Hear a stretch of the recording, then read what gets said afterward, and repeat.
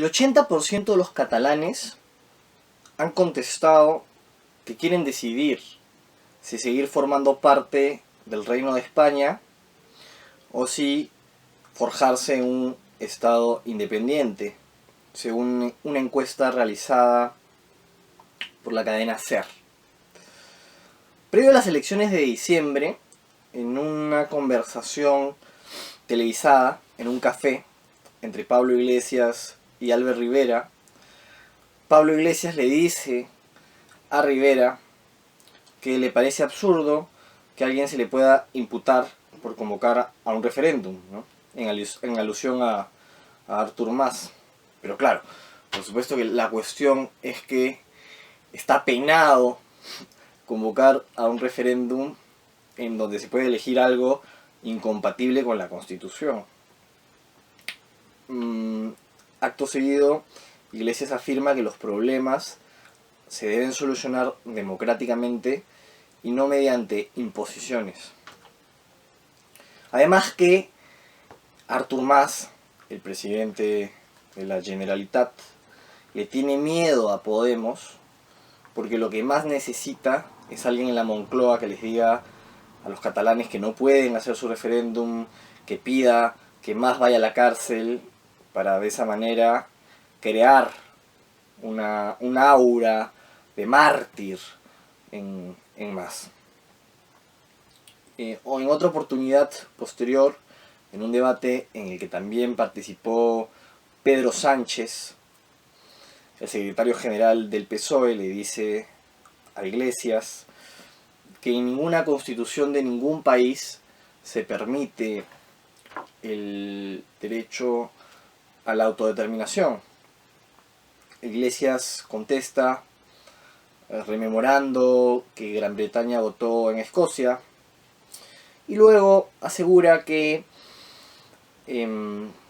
Artur Mas, que Mariano Rajoy fue el jefe de campaña de Artur Mas, oprimiendo de alguna manera a los catalanes, y que ahora Artur Mas quiere ser el jefe de campaña de Rajoy, con el antiespañolismo que esparce. El sagaz filósofo sevillano Alejandro Martín Navarro ha escrito en su blog Albayalde, a propósito del referéndum en Cataluña, lo siguiente: los actos generan normas, se pretenda o no. Y más adelante, el problema aquí es precisamente este: ¿qué norma generaría su realización? ¿Que cualquier territorio puede decidir erigirse en un estado independiente? ¿Que lo puede hacer solo los territorios autodenominados históricos? ¿Que lo puede hacer cualquiera con tal de llevar un tiempo reclamándolo? ¿Que se puede hacer eso con una mayoría simple, con 2/3? ¿Y una ciudad puede hacer lo mismo? ¿Una comarca? ¿Un pueblo? ¿Y podría volver a integrarse en el estado del que se separó? ¿Y en ese caso podríamos decidir algo los demás? La razón por la que el derecho a la autodeterminación no aparece en ninguna constitución normal es precisamente ese: que el acto no genera una norma asumible, sino caos y disgregación, lo contrario de un Estado. Acá el punto resulta capital, porque el referéndum va a formar un precedente que más adelante, en cualquier situación semejante, se va a evocar y se debe evocar. Entonces, un derecho que en gran medida se basa en la casuística y en la coherencia con esta, no puede tomar una decisión en un determinado momento y más adelante obviar, por supuesto, este precedente, que es básicamente lo que aquí señala Navarro. En otra nota de su blog, pero que hacía alusión o que desarrollaba el punto del plebiscito que se realizó en Grecia a propósito del rescate económico, Alejandro escribe: se ha impuesto la creencia de que la democracia consiste en que la gente decida sobre todo lo posible, En consecuencia, el acto de votar deja de ser una herramienta de control democrático y se convierte en una actividad totémica, una especie de liturgia incuestionable a través de la cual se manifiesta la voluntad del bien en la tierra. Tal es la superstición plebiscitaria. Lógicamente, si se va a votar respecto de todo lo posible, esto genera un inmovilismo total, porque entonces las decisiones tomarían muchísimo más tiempo y por consiguiente sus respectivas aplicaciones.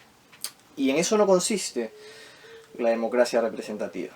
La democracia representativa consiste en que todos eligen a alguien que considera que va a representar sus intereses.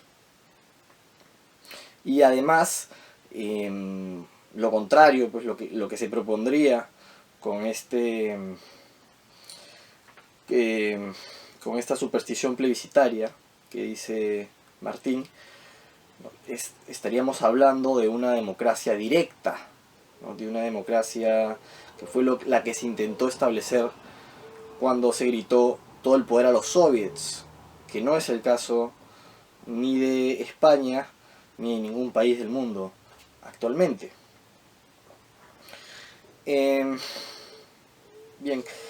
Ángel Garibet, en Conquista del Reino de Maya, afirma, según recoge de Negri en Sborgasbord, lo que les voy a decir.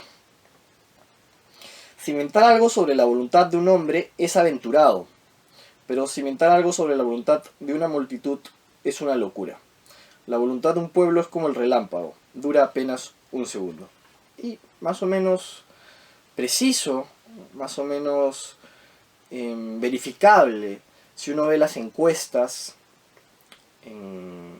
antes de una elección general, 3 meses antes, se puede constatar que el resultado final, en la encuesta final que se da en las urnas, el cuadro puede cambiar mucho. Los catalanes que hoy día quieren independizarse, si le queremos dar gusto a Iglesias, entonces seguramente si es que Podemos llega al poder, no van a querer independizarse. O quizás dentro de 10 años querrían retornar al estado del que se separaron. Y aquí cobra relevancia lo que decía Martín Navarro. Entonces, ¿podrían volver a anexarse al estado del que se separaron? ¿Podríamos decidir algo los demás? Luis León Herrera, en su escrito Democracia, manifiesta: Montesquieu observó que cuantos más sabios se reúnan, tanto menos sabiduría habrá. Aplíquese este principio a todo tipo de asamblea y se verá el tenebroso resultado. La soberanía popular basada en la autoridad del número y de la mayoría es un principio tan arbitrario y nefasto como la real gana del soberano absoluto. Si bien tiene mucho de cierto, esta afirmación es un tanto radical, porque puede ser absolutamente arbitraria la decisión de la mayoría. De hecho, la decisión de la mayoría, hasta hoy, en muchísimos lugares, impide que puedan casarse personas del mismo sexo. La decisión de la mayoría ha impuesto y sigue imponiendo, hoy en día, en muchos lugares, un determinado credo, o privilegiar un determinado credo en un Estado nacional. La decisión de la mayoría puede permitir criminalizar a un determinado grupo, históricamente, por ejemplo, los judíos o los negros. Entonces, puede ser muy arbitraria la decisión de la mayoría, pero por lo menos con ella se respeta la libertad de la mayoría. En cambio, cuando el soberano absoluto decide, entonces ahí no se toma en cuenta. No solamente es arbitrario para una minoría, sino es arbitrario para todos. Contestando finalmente a la pregunta de Alejandro Martín Navarro sobre cuál va a ser la consecuencia, ¿no? ¿Qué normas generaría el acto del referéndum en Cataluña? A mí me parece que sería básicamente el que la Constitución no sirve para nada, ¿no? O mejor aún, que la Constitución para una república es más o menos como la Biblia para las iglesias cristianas, para la iglesia católica, ¿no? Que se va a interpretar según el contexto histórico determinado, que se va a interpretar en función de quién detente el poder en el momento, o que simplemente van a haber muchos fragmentos y muchas partes que se van a obviar cuando resulte conveniente o cuando se crea adecuado.